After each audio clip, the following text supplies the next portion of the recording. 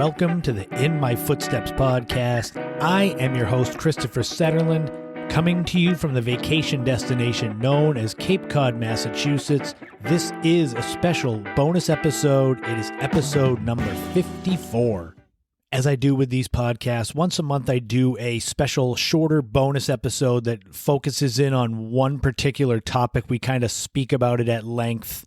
And one thing that I've wanted to talk about for a while is how to write a book, the process behind it, what happens when you do it, what happens after you do it. For those of you that have listened to the podcast before, you know my history with writing. If you haven't listened before, I have written 6 books. I'm currently working on 3 more, including a rewrite of my very first book. I'm not saying I'm some kind of hugely successful author, but I do have enough titles out that I have a little bit of experience, and I want to share that with you because, to be honest, most anyone can write a book. Just like I say, most anyone can create and record a podcast. A lot of it comes down to knowing where to start, and I'm hoping that I can share a little bit of my insight of what I did with my first book that might inspire somebody to write their own, or maybe you don't have any desire to write a book, but when you're done listening to this podcast, maybe something pops in your head. You never know. So let's jump right into it with this special bonus episode number 54. This is my own experiences with writing a book, and I'm hoping I can inspire you and answer any questions that you may have. First things first, even if you don't have any desire to write a book or create a podcast, we all have subjects that we are passionate about. I have no idea what your passions are, but if you've paid attention to the podcast, you know just based on the subjects that I use to create these, I love history, I love travel, I obviously love nostalgia now that I'm middle-aged. My love of history and travel and photography and a general overall enjoyment of where I live on Cape Cod allowed me to create the very first book that I wrote, which was also called In My Footsteps, a Cape Cod travel guide. We'll get into the nuts and bolts of my first book in a few minutes, but I wanted to get into this overall beginnings of how you create your own first book. For some, writing can seem daunting. The idea, maybe it comes from school and having to write papers about things that you're not interested in.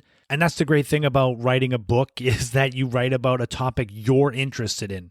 So make sure you find something that you're willing to spend weeks and months researching and writing about, because that's very important. It's big to see what speaks to you as far as topics go. You may not like travel, you may not like history like I do, but there's something. I have one of my sisters, she's very knowledgeable and enjoys gardening, and I always tell her she should do a gardening podcast. But like her, she's a mother of 2. It comes down to time, I think a lot of this does. So what you might want to do, rather than commit to a book, which can be anywhere from 12 to 18 months, depending on the length of the book and the publisher, etc., you might want to start off with a blog, which is much easier. You pick your topic, whatever you're interested in, and it can fluctuate. It can change. It doesn't have to be, oh, I like travel, I'm going to do a travel blog like I did. It could be just writing about everything in daily life, whatever pops into your head. So you might want to start with a blog. Pick a topic, any topic. There's websites that have blog ideas that can kind of get the spark going in your head. Pick one of those and just take a chance. Write a couple of 100 words on how your day was. I've said it about this podcast and about books. There is a market, a niche market for everything. If you don't think so, think of any obscure topic and put it in Google and you'll find something on it, guaranteed. Once you create your blog and you put it out there in the world, maybe you get 2 hits, maybe you get 1,000 hits, you never know. But once it's out there, you might get that writing bug where you enjoy creating something of your own from your own mind, which is really a great feeling. I love every time I finish one of these podcasts, the feeling that I get that this is all from my own head. I created it, researched it, edited it, and market it and promote it. So we'll jump ahead. So you're writing a book. You've got your topic, whatever it is that you're passionate about. The big thing now is to come up with the pitch to a publisher. Now, sure, you can self-publish, and that's actually what I did to start way back in 2006 when the Amazon Kindle had first come out. I had published, I think, somewhere in the range of a dozen ebooks on the Amazon Kindle, and Barnes & Noble had the Nook. So I had a lot of experience with writing and editing my own books and creating covers and marketing them long before my first actual book in stores came out. And maybe that's what you want to do. Maybe you want to create your own ebook and just do it all on your own, which is great. But if you're looking for a print book in stores, the big thing is the pitch. Why does your book stand out? Why does it deserve to be published? And this isn't meant to deter you from doing it. It's more or less explaining your passion for your project and why other people will be passionate about it as well. Because even the smallest publishers are taking a chance on you and your project, dedicating people and resources to getting it out in print. You have to let them know why it's worth their risk to take a chance on you, especially being a first-time author where you don't have a track record. Even me now, I've got 7 books. The 7th book will be out the end of this year. Book 8 and 9, probably the beginning of next year. But even then, I can't just go to a publisher and say, do this book. I still have to make them see why it's worth their time. So that's the big thing to begin on. You got your topic, you're passionate about, you're ready to write about it. You have told the publisher, this is why you should publish my book. And a side note, when it comes to smaller publishers that are the niche that you're looking for your book, you typically do not need an agent to get in touch with them. A lot of them are looking for submissions. If you're trying to hit the bigger publishers, Penguin, Random House, Simon & Schuster, you might want to look for an agent, but it is not imperative that you have one to get a book published. I know because I don't have one. When it came to my first book, the Cape Cod Travel Guide, I had a lot of say in the content because they were interested in the idea of a Cape Cod travel history photography combined together book to help people get around on Cape Cod. The big thing for me when it came to this first book was the publisher was going to print it, and that was great. Schiffer Publishing was my first publisher, and I'll put a link to them in the description of the podcast because you never know, you may have a project that they might be interested in. The thing with my first book was they approved the overall concept. The problem was I had the pressure on me of creating the content, doing the research for the accuracy of where a place is, historic dates. And because it was a travel guide, I had to have the correct addresses, and I put in GPS coordinates to make it easy for people to find the places to get to on Cape Cod. So that pressure was on me. I had to make sure it was right because they weren't going to do it for me, and they told me that. So make sure when you are doing your own book or your own blog or whatever it is to really hammer home the accuracy, do the work, the research, because there's nothing worse than creating a book, having it out there, and then having someone come to you and say, this fact is wrong or this address is wrong, because there's little you can do to change it once it's out there before you get worried. You do have a lot of time and a lot of chances to fix it before it's published. Typically what I do with books or with articles for my blog is also called the In My Footsteps podcast blog. For those of you that haven't checked it out, it's a lot of Cape Cod and New England history and nostalgia. It's literally an offshoot of this podcast, although the blog has been around since 2010. What I do with anything I write is I do the first draft. You kind of plow through it. You've done your research. You're pretty confident in it, and you just write from point A to point B. Then what you have to do before you click publish on the blog or before you send your manuscript in, you should go over it again at least twice. Once where you fix any grammar and spelling errors, obviously, because if you're plowing through, you don't have time to go back and fix everything. You want to get the first draft done. When doing ebooks, and I told you I did more than a dozen, I was the one that was doing the editing, so I became kind of an expert at looking for things that I screwed up. I believe I had 2 different chances with editors with my first book where they would send back the proofs, and I had a chance to go through and find any errors. Just because they're professional editors does not mean they're infallible. I always find things that they miss, and that's important because you do not, like I said, you don't want to have your book in stores and have a spelling error get through or a grammar error get through. I had things in the Cape Cod book where there's specific spellings of things on the Cape, and the editor thought that it was misspelled, and I had to tell them, no, this is how it's spelled down here. And no, I'm not talking about spelling Ka, C-A-H. I'm talking about proper names. And I know I'm throwing all of this at you kind of fast because it's a shorter bonus episode, and it might seem overwhelming if you've got that kernel of an idea for a book. All of this that I'm talking about, despite this being crammed into like 20 minutes, it's typically an 18-month process. So don't get overwhelmed. Just start at the very beginning, finding something you're passionate about. Don't worry about all the other steps until they happen. Okay, so you've got your book, you got it approved, you've got a publisher, you're passionate about it, you're writing about it, you love it. You have gotten to the point where it's being edited, and this is where the real excitement comes in because now you're finishing up the actual building of the house and you're getting ready to live in the house, for a good metaphor. Typically, when you get the final proofs of the manuscript, I get them online. They get sent via email. From that point on, it's usually 2 months, maybe, until the book goes to print, and the publisher will send you the information. This is the date it's going to be out, and it allows you to start to prepare to promote your book, which is the biggest part. Because you can create a project and feel great about it, but there's nothing better than having other people feel the same way. Like I said, I record this podcast, I'm recording this, and I'm feeling good about the info I'm sharing with you, but nothing beats when it's actually released and put up online and having other people reach out and say, oh, I really liked what you did. That's the best part. What you should do when it comes to promotion and marketing of your book is create a list of local bookstores, libraries, and other organizations that can be relevant to what you've written about. When I was doing the Cape Cod book, I reached out to all of the local libraries and bookstores. The publisher loved it because they were going to do some marketing, but I am very hands-on. I firmly believe that if you're a content creator, that nobody should be promoting you more than you. If you're running your own business and you've got other people promoting you more than you do it, then you don't really want to be successful.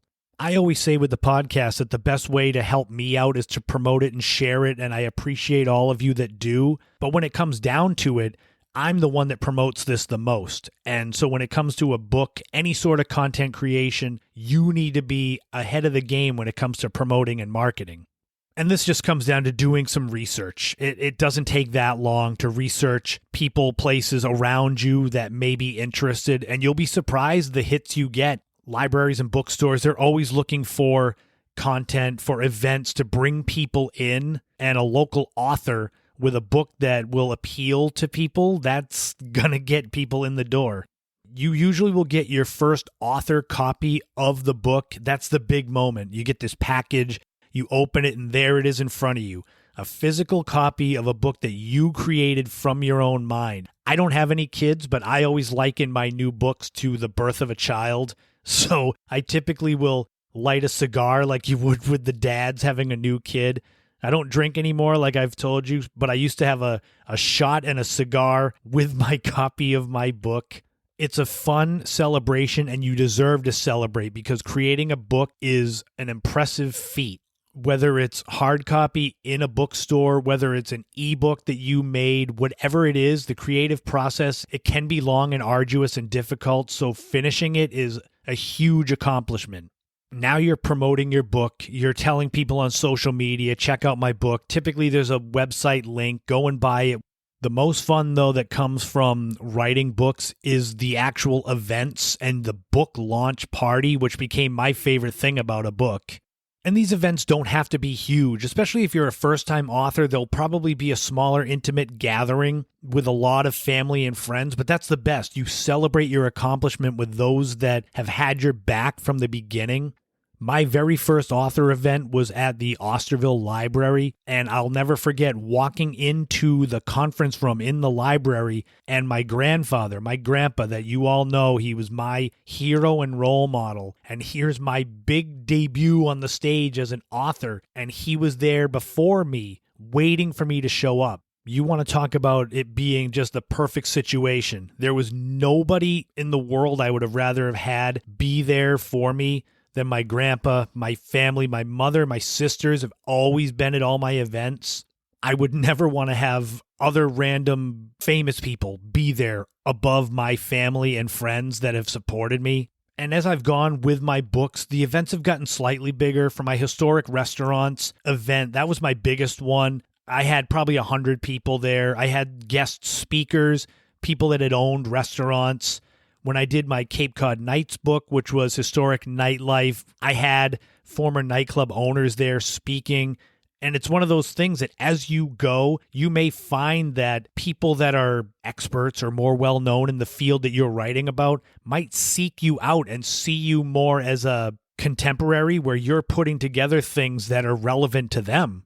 But remember, when it comes down to the book creation, be proactive. Your publisher might help you.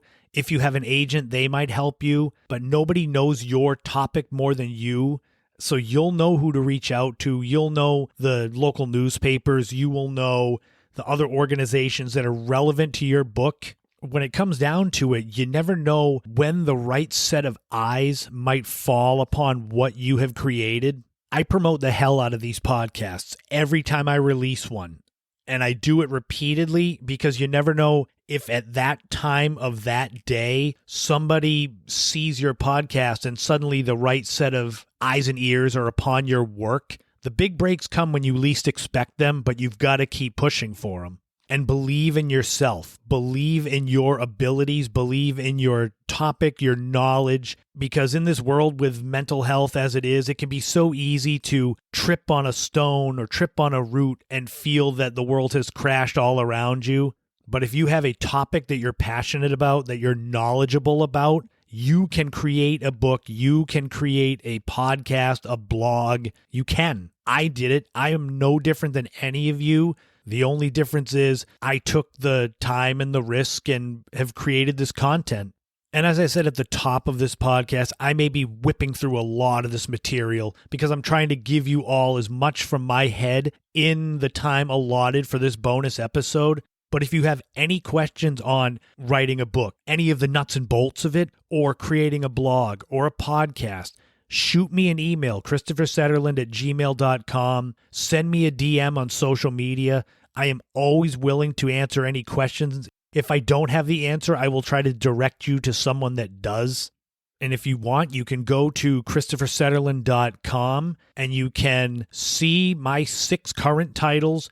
My 7th book is a Cape Cod photography book. I'm finishing the manuscript up for the end of March. It should be out sometime in the fall. It's going to be really good. I'm excited about that. I am rewriting my first book, like I've mentioned before. My other book is a true crime, Cape Cod true crime book that I'm still shopping around for a publisher. I've got 7 books that'll be in stores, and I'm still shopping around my stuff. But I'm not giving up. You shouldn't give up. Follow your passions. And who knows, as this podcast goes on, like you've heard with Kiki's Cape Cod Kitchen, her book, go and find it on Amazon. If you write a book and you feel that I've inspired you at all, reach out and I will promote your book on the podcast. That's just part of one hand washes the other. And as we wrap up, I want to thank all of you that have tuned in.